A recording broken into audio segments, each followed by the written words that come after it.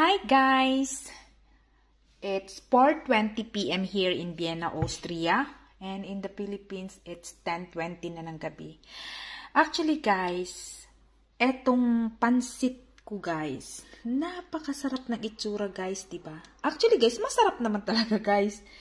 Pero guys, gusto ko lang sabihin sa inyo ay, eto yan siya guys, Indomie lang yan siya guys.